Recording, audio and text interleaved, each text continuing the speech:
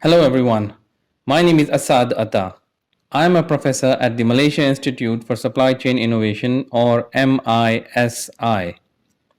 MISI is a university founded by the Massachusetts Institute of Technology, or MIT, at Cambridge, USA, and the Government of Malaysia. MISI runs graduate education programs and conducts research primarily in the areas of supply chain management and logistics. One of the sustainability initiatives at MISI is the Center for Sustainable Small Owners, or CSS.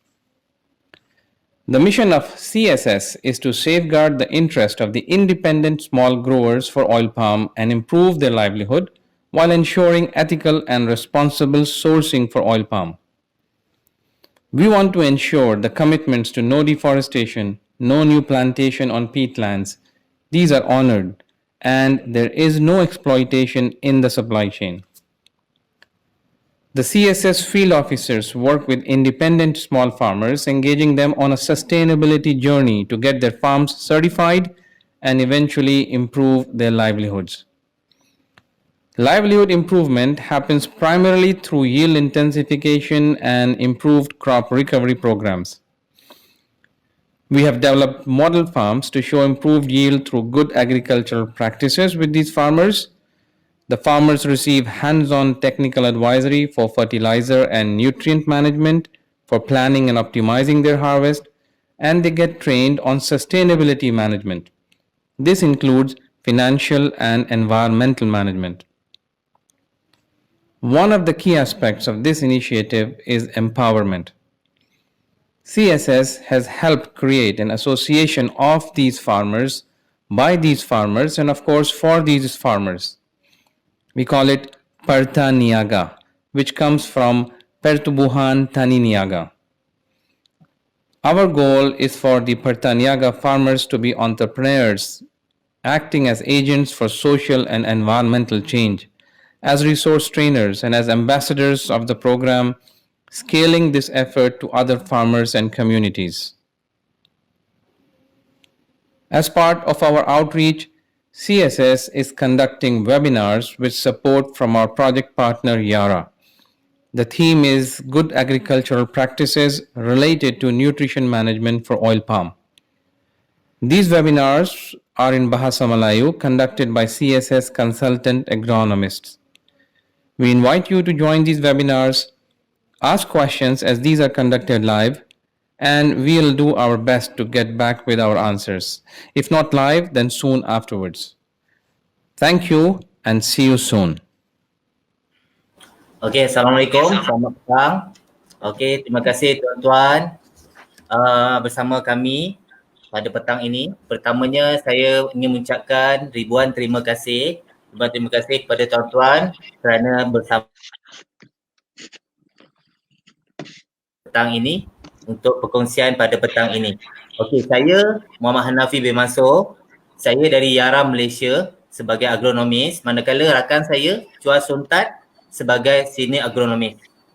Okey, hari ini perkongsiannya adalah bertajuk kepentingan dan fungsi nutrien nitrogen pada pokok kelapa sawit.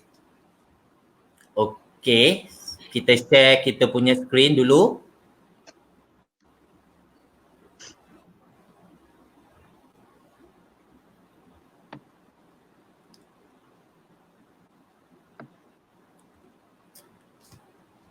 Okey, ini merupakan isi kandungan yang akan dikongsikan oleh saya dan Encik Chua pada petang ini kepada tuan-tuan dan puan-puan.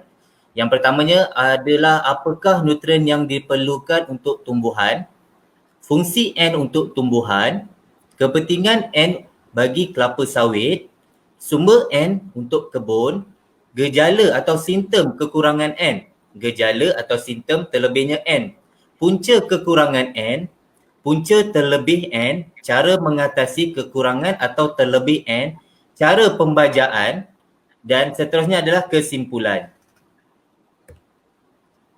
Okey, untuk pembentangan permulaan ini saya yang akan teruskan, iaitu apakah nutrien yang diperlukan oleh tumbuhan. Okey, tumbuhan kita boleh kategorikan kepada 3, iaitu nutrien makro, nutrien sekunder dan unsur-unsur surih ataupun mikro. Okey. Golongan yang pertama iaitu nutrien makro, iaitu nitrogen, fosforus dan kalium. Ia merupakan golongan ataupun nutrien yang diperlukan yang paling besar untuk tumbuhan. Manakala nutrien sekunder, ia juga manakala nutrien sekunder terdiri daripada kalsium, magnesium dan sulfur, dan ia juga merupakan nutrien besar yang diperlukan oleh pokok tapi kurang daripada nutrien makro. Okey, untuk unsur-unsur surih pula iaitu mikro, iaitu boron, zinc, manganese, ferrum, copper, molybdenum dan klorin.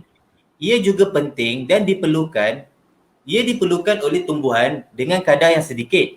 Tapi dia amat penting untuk membantu tembusaran dan pembiakan pokok untuk dalam jangka masa panjang lah. Okey, seterusnya saya pas kepada rakan saya, Encik Chua, untuk meneruskan fungsi nitrogen N untuk tumbuhan. Okey, selamat petang semua. Nama saya ialah Chua Sun Tat. Saya ialah Senior Agronomist dalam projek CSS. Okey, kita teruskan dengan fungsi nitrogen untuk tumbuhan. Nitrogen atau N ialah komponen utama dalam asid amino, chlorophyll, enzim amino, asid nukleik, alkaloid dan base purine. Asid amino penting sebab dia ialah bahan untuk membina protein. Manakala asid nukleik digunakan untuk membina DNA dengan RNA. Dalam tumbuhan, N wujud dalam dua bentuk. Satu ialah organik dan tidak organik. N organik terdiri daripada protein, klorofil, DNA, RNA. Manakala N tidak organik adalah dalam bentuk nitrit, NO3 negatif, dia kebanyakan akan terkumpul di batang atau tisu-tisu sedutan.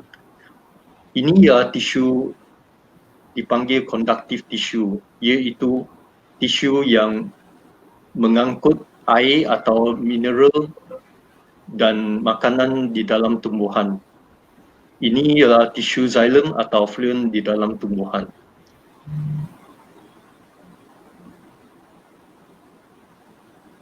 Okay. So apa kepentingan N dalam kelapa sawit? N digunakan untuk membentuk klorofil dalam daun. Klorofil penting untuk fotosintesis. Semakin tinggi fotosintesis, semakin banyak tenaga yang dibuat untuk tumbuhan. Jadi N penting untuk menambahkan luas permukaan daun dan meningkatkan pengeluaran pelepah. Dengan cara ini, lebih banyak kawasan yang boleh ditambah untuk fotosintesis. Dengan itu dia akan meningkatkan pertumbuhan pokok.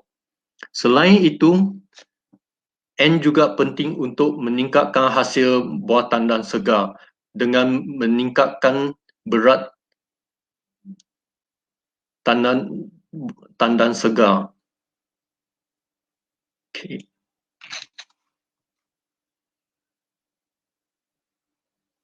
Okey, apakah sumber N yang boleh digunakan untuk kebun? Sumber-sumber yang terdapat dalam kebun seperti sisa tanaman, contohnya potongan pelepah, sisa-sisa bunga jantan, ini boleh digunakan sebagai sumber N untuk kebun. Atau dekat kawasan ladang besar, tanaman kekacang penutup bumi ditanam untuk mengikat nitrogen daripada udara. Selain itu, bahan organik dalam tanah seperti dalam tanah gambut juga mengandungi nitrogen. Okey, tiga ini ialah sumber N yang boleh didapati dalam kebun.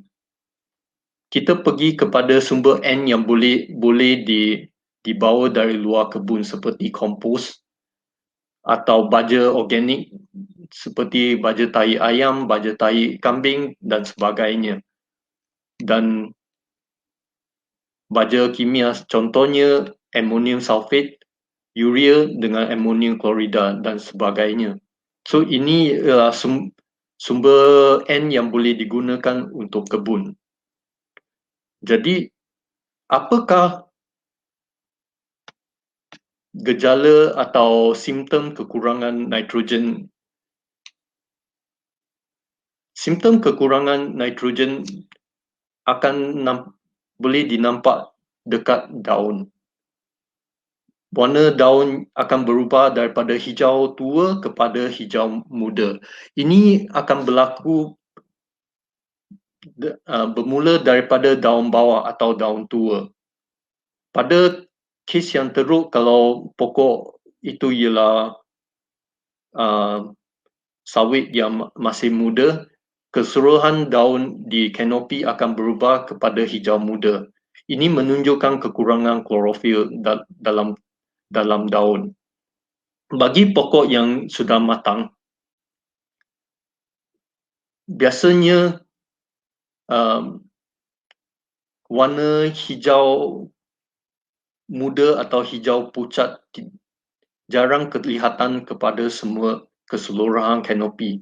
Tapi apa yang berlaku ialah warna daun bawah akan berubah kepada kuning atau warna oranye sebelum tepi daunnya bertukar kepada coklat keunggunan, dan pada kes yang serius dia akan menjadi kering.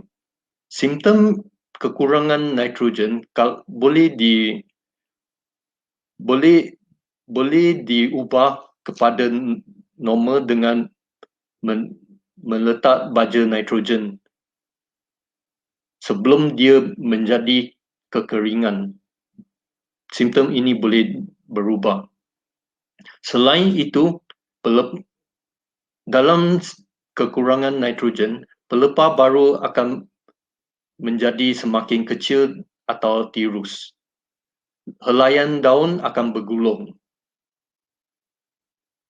Kekurangan nitrogen pun juga akan memelahhankan tumbesaran pokok dan menyebabkan pokok terbantut. Bagi pokok yang belum lagi matang, kekurangan N boleh melambatkan kematangan pokok daripada 6 hingga 12 bulan kemudian. Dia akan melewatkan sehingga 6 hingga 12 bulan kemudian. So, ini untuk kekurangan nitrogen. Apa pula kalau terlebih nitrogen? Simptom terlebih nitrogen boleh ditunjukkan, salah satunya ialah simptom jalur putih atau white stripe. White stripe menunjukkan kadar N kepada K, nitrogen kepada kalium yang tidak seimbang. Jadi, masa yang sama, kekurangan boron juga akan terjadi.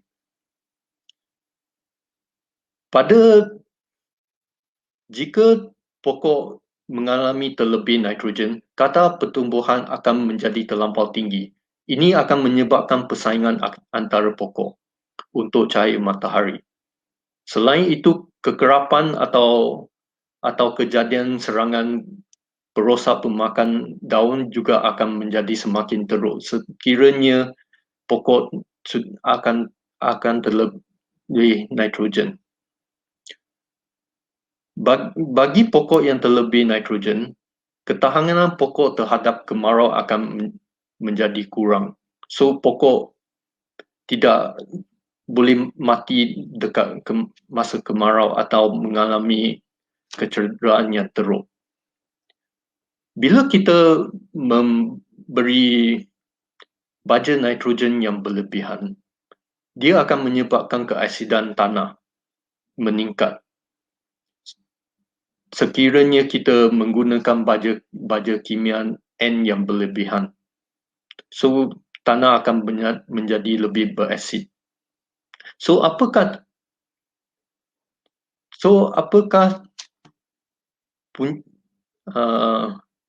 okey, inilah simptom jalur putih. Kamu boleh nampak dekat daun ada jalur yang berwarna macam keputihan tapi kuning keputihan. Ini menunjukkan kadar N yang terlampau tinggi berbanding dengan K.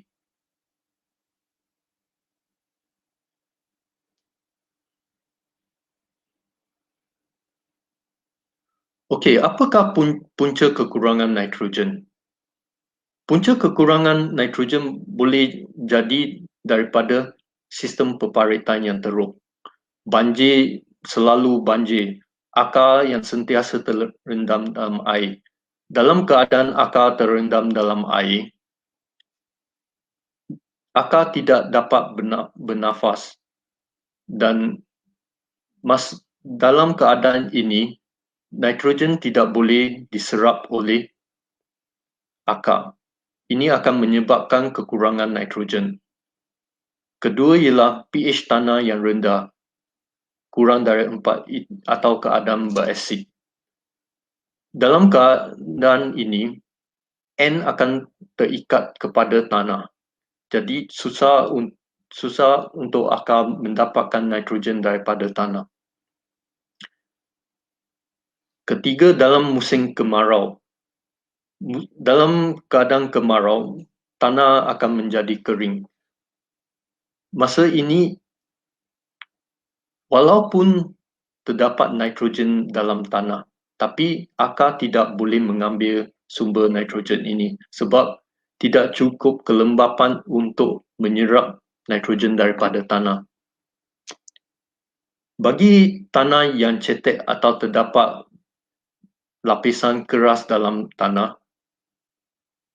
akar yang tumbuh akan terhad kepada satu kawasan. Ini menyebabkan akar tidak boleh tersebar luas untuk mengambil nutrien yang ada dalam tanah. Selain itu, hakisan tanah juga akan menyebabkan baja yang ditabur atas tanah atau bahan organik atas tanah dibawa keluar, menyebabkan kehilangan nitrogen daripada kebun. Sekiranya bahan organik dilupuskan seperti daun yang dipotong seperti kita membakar daun yang dipotong, ini akan menyebabkan nitrogen hilang ke udara. Jadi menyebabkan kehilangan yang besar kepada kebun.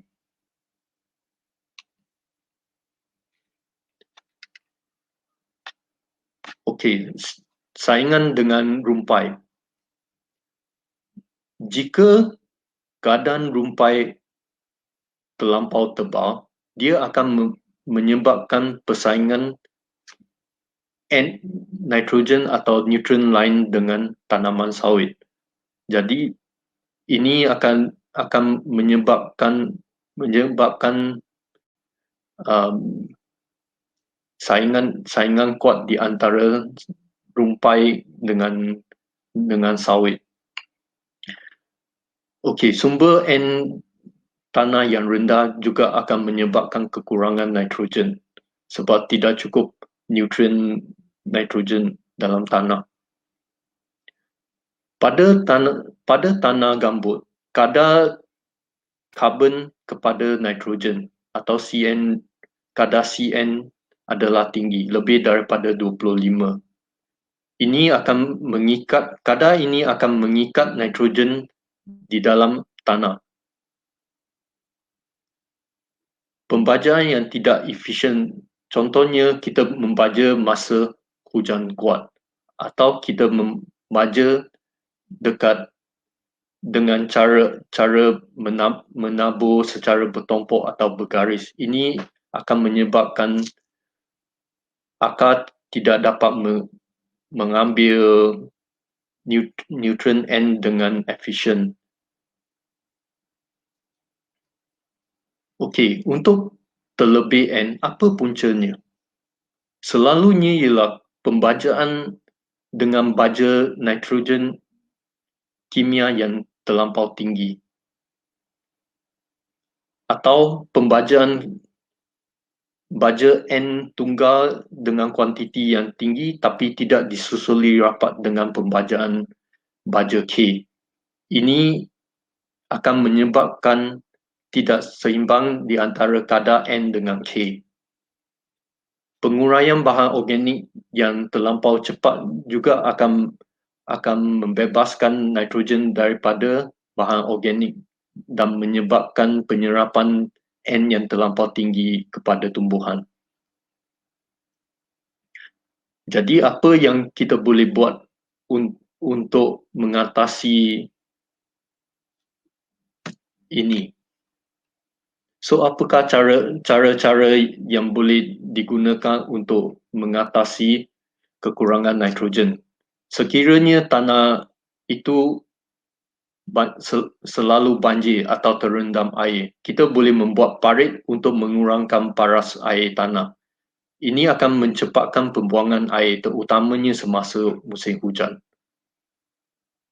Selain itu, dengan membuat parit, kita boleh memastikan zon akar tidak terendam dalam masa panjang dalam air. So ini akan membaiki pengudaraan akar dan secara tidak langsung akan membaiki keadaan nitrogen dalam pokok. Okey, pengurusan kawalan rumpai yang baik. Bila kita kawal rumpai, kita akan kurangkan saingan rumpai kepada tanaman sawit. Sekiranya terdapat tanaman kekacang penutup bumi dalam kebun, ini boleh dipelihara sebab tanaman ini boleh menangkap nitrogen daripada udara. Elakkan pemanfaatan tanah dengan menghakkan kegunaan jentera atau kenderaan dalam kebun. Ini terutamanya masa musim hujan.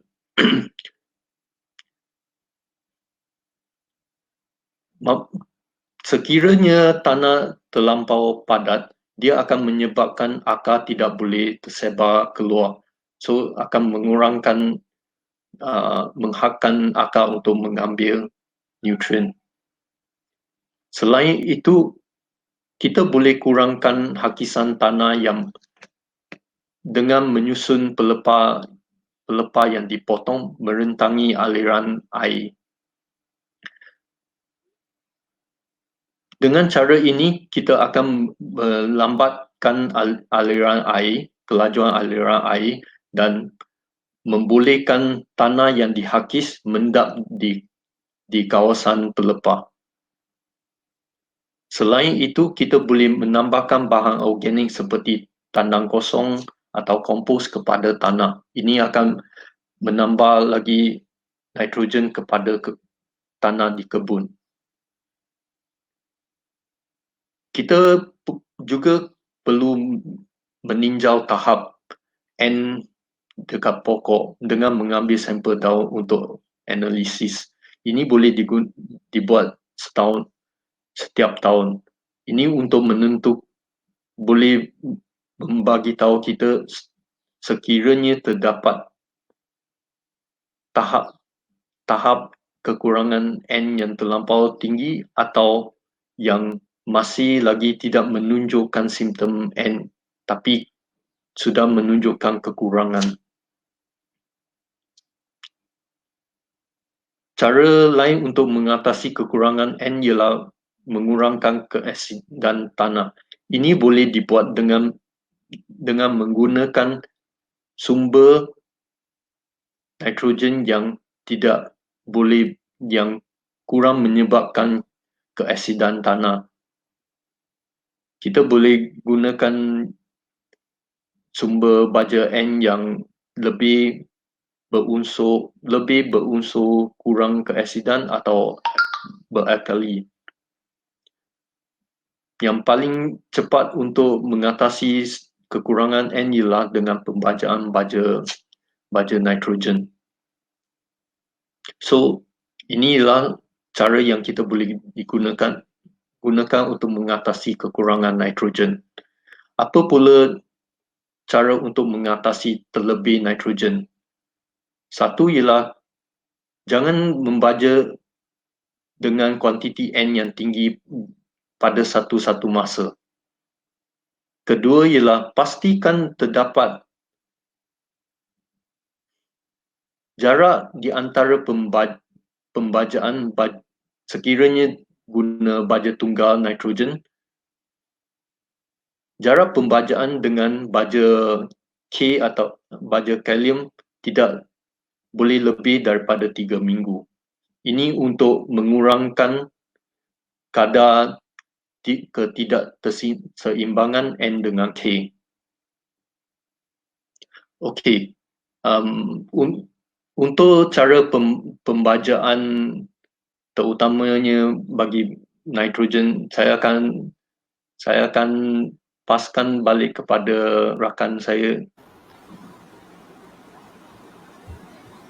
Okey, terima kasih kepada Encik Chua. Okey, seterusnya saya akan menyambungkan pembentangan pada petang ini, iaitu cara pembajaan. Okey, kami sarankan aplikasi pembajaan dengan kerap sepanjang tahun bagi memastikan pertumbuhan yang sekata dan hasil yang tinggi. Okey, poin yang ditekankan di sini adalah kerap. Kekerapan di sini bermakna iaitu kita kerap memberi pembajaan dalam kuantiti yang kecil.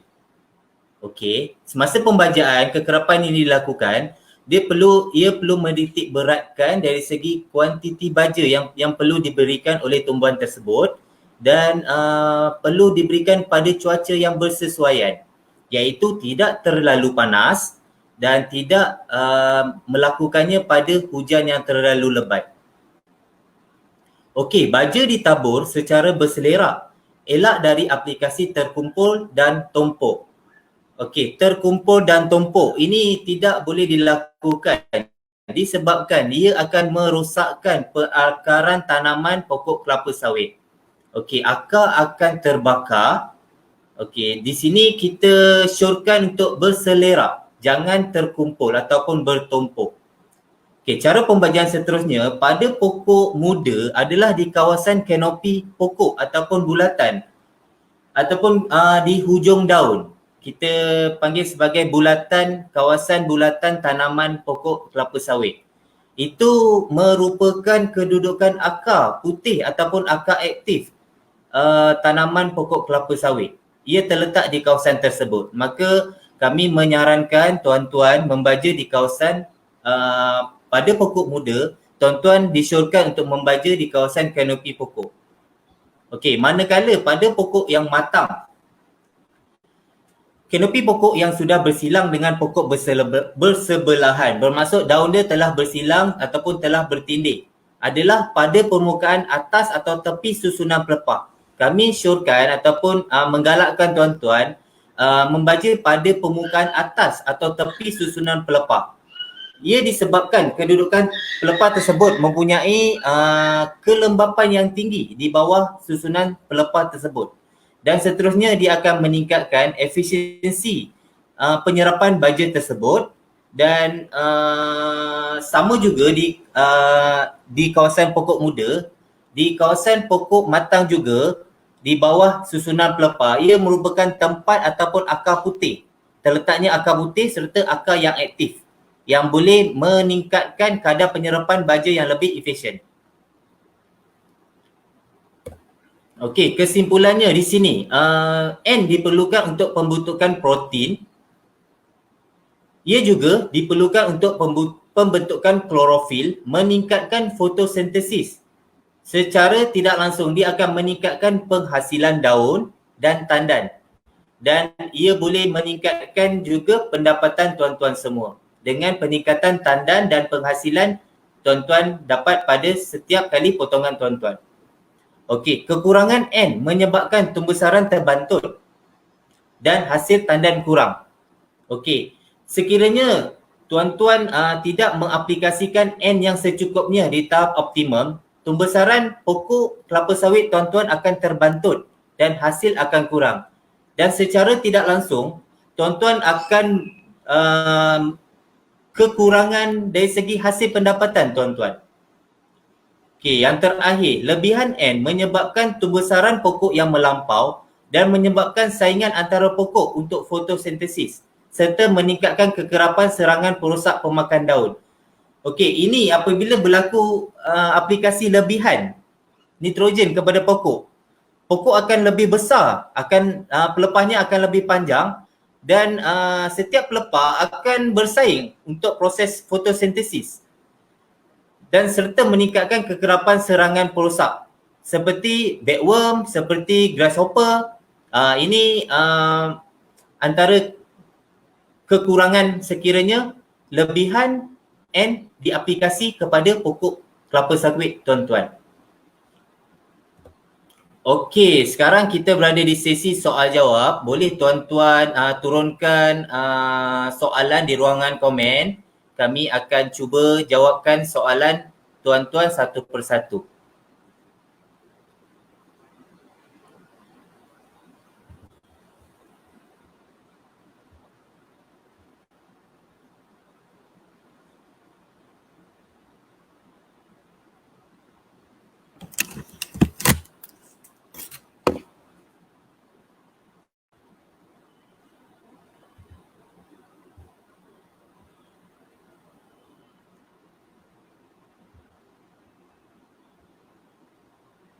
Okey, di Khalid. Hai Yara. Hai.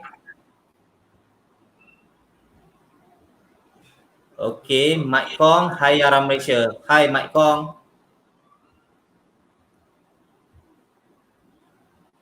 Edward Lee. Hello guys. Hello.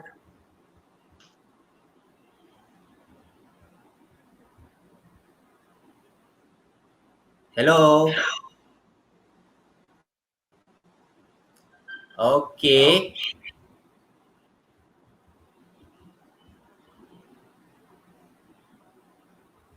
Kita pergi ke soalan yang pertama yang akan dijawab oleh Encik Chua. Encik Chua boleh? Encik Chua dengar? Ya. Okey. Ya.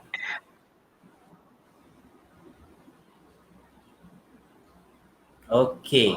Daripada Wong Yan Ki. Urea, AC, AS dan AN, which one more cost efficient? This one, can you answer? Okey, untuk baja urea, AC, AS atau AN, ini bergantung kepada nitrogen, peratus nitrogen dalam baja tersebut, dan ini juga akan bergantung kepada apa harga yang didapati dari pasaran. Sebab dia boleh kamu terpaksa mengira unsur nitrogen, peratus nitrogen dalam baja itu untuk menentukan dia cost efficient atau tidak. Tapi bagi urea, kita kena tengok masa aplikasi, sebab urea tidak boleh diaplikasi masa musim kering, sebab dia akan menyebabkan penguapan N yang boleh sampai 50-60% N kehilangan.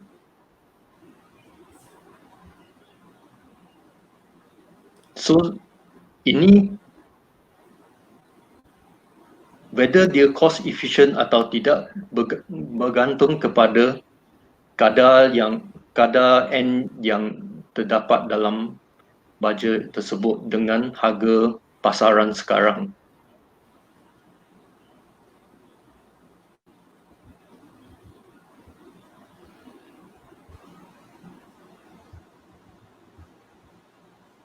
Okey, soalan yang seterusnya.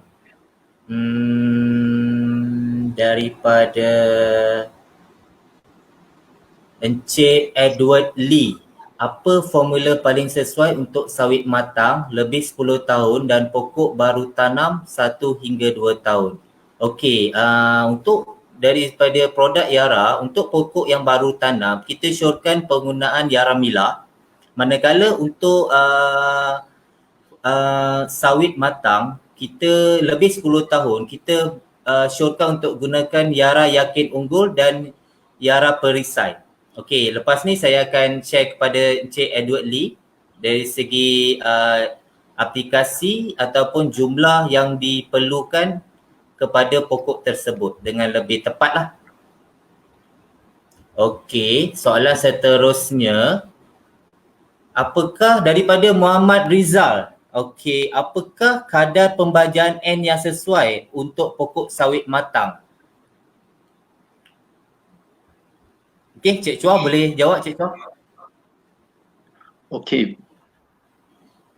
Untuk pembajaan N, ini bergantung kepada tahap tumbesaran pokok dengan tahap hasil yang didapati atau hasil yang dalam masa hadapan, berapa hasil yang kamu jangkakan. Dengan itu baru kita boleh kira berapa kadar yang perlu digunakan.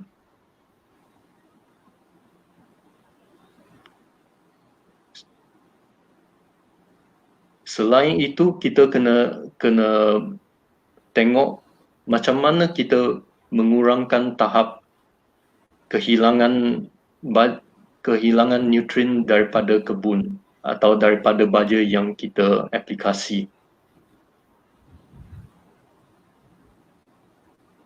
Okey, seterusnya daripada Daniel Adaha. If using of fire could be used to release N, does it recommended apart using chemical fertilizer?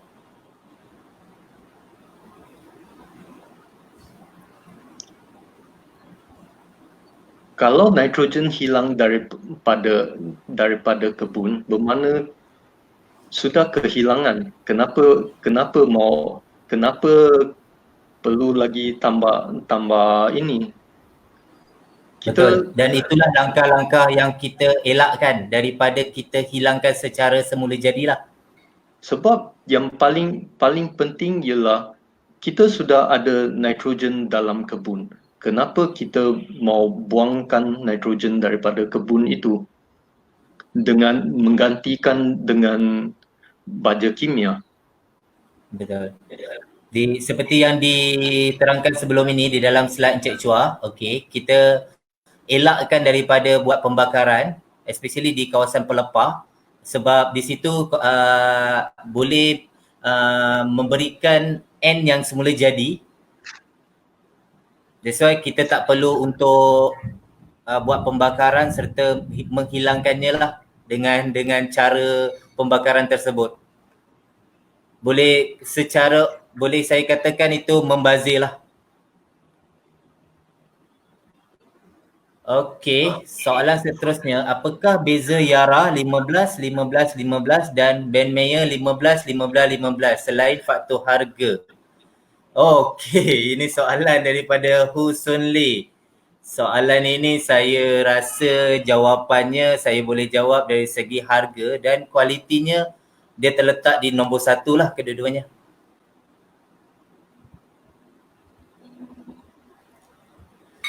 Okey, daripada Saiful Azhar, jika ada pekebun yang berminat untuk mengetahui kadar nutrien yang ada di kebun mereka berapa kos yang diperlukan dikeluarkan oleh pekebun, minimal saiz kebun adalah 1 hektar. Adakah disarankan untuk pekebun untuk melakukan perkara ini? Okey, saya jawab dari segi saranan. Mungkin Cik Chua boleh jawab dari segi kos. Saya jawab dari segi saranan. Saya pada saranan sebenarnya disarankan untuk mengetahui kadar semasa nutrien kebun tuan-tuan tersebut. Okey, manakala dari segi kos mungkin Cik Chua boleh bantu?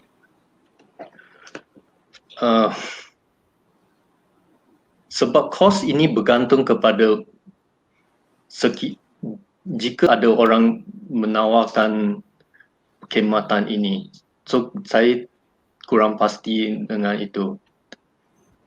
Sebab cara yang lain ialah boleh menjumpa dengan wakil baja sekiranya diorang menawarkan perkhidmatan ini. Kos saya tidak dapat bagi dalam masa untuk ini lah. Okey, kita teruskan 3 soalan yang terakhir mungkin kita boleh jawab. Mungkin soalan daripada Muhammad Fazil.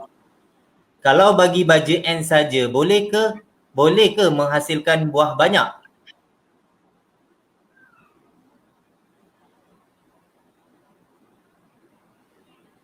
Okey, dari segi pendapat saya, kalau baja N sahaja, dia membantu dari segi berat buah, peningkatan tandan pada pokok. Tapi dari segi nitrogen, ia merupakan nutrien yang paling besar yang diperlukan oleh tumbuhan. Manakala P, K dan mikronutrien serta unsur surih, dia juga memain peranan penting juga untuk menghasilkan dan membantu dalam penghasilan buah yang banyak. Maka di pasaran terdapat pelbagai formulasi baja yang melibatkan NPK serta unsur surih serta unsur mikro lah di dalam baja tersebut. Okey, Cik Chua boleh bantu tambahan? Okey, kita tidak boleh cakap bagi satu jenis nutrien macam N saja untuk mendapat hasil yang banyak. Sebabnya ialah tanaman perlu semua jenis nutrien dan semua nutrien akan datang dalam keadaan keseimbangan. Sebab let's say kamu letak nitrogen N saja, tapi sebenarnya pokok kamu kekurangan ialah P. Let's say P atau K. Cara pembajaan ini tak akan mendapatkan hasil yang tinggi sebab kamu belum lagi menyelesaikan apa yang kekurangan dalam pokok. So kita kena bila kita baja, kita kena tahu apa yang pokok perlukan. Sebab kita tak boleh just letak satu baja dengan fikirkan semua nutrien lain akan ada dekat sana. Okey, terima kasih Encik Muhammad Fazil. Harap terjawab soalannya.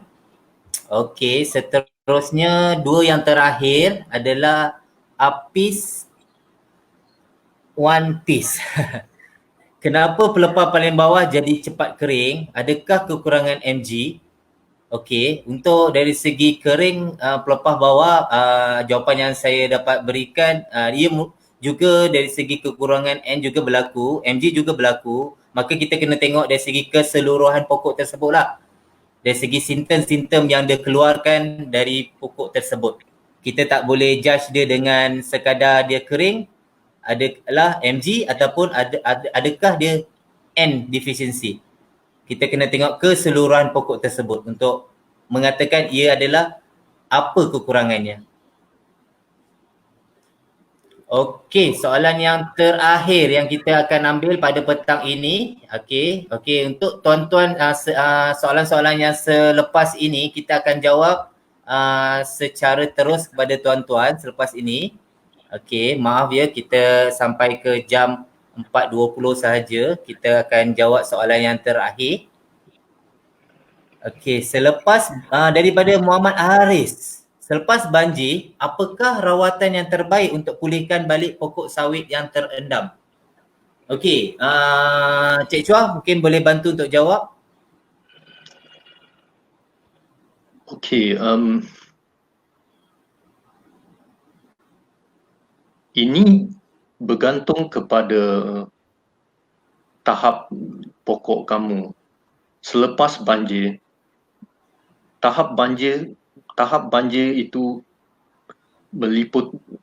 menutup kawasan pokok sampai pelepah atau tidak. Kalau tidak sampai, actually tidak perlu apa rawatan.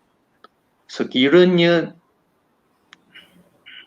air banjir menutup kawasan sampai pucuk,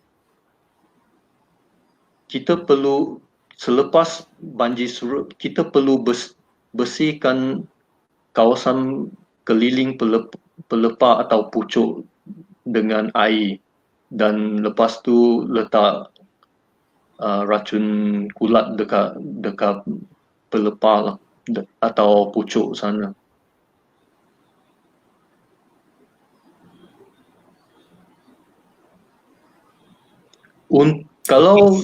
Kalau soalannya ialah simptom seperti simptom N terkeluar, sekiranya sekiranya air banjir sudah turun, sekiranya dalam kebun itu ada parit, sekarang air sudah menjadi kurang, dia secara automatik pokok akan pulih dengan sendiri tanpa apa penambahan baja nitrogen kepada pokok. Mungkin saya nak tambah kat sini dari segi pembaik pulih sistem saliran dan sistem peparitan lah. Itu amat penting lah.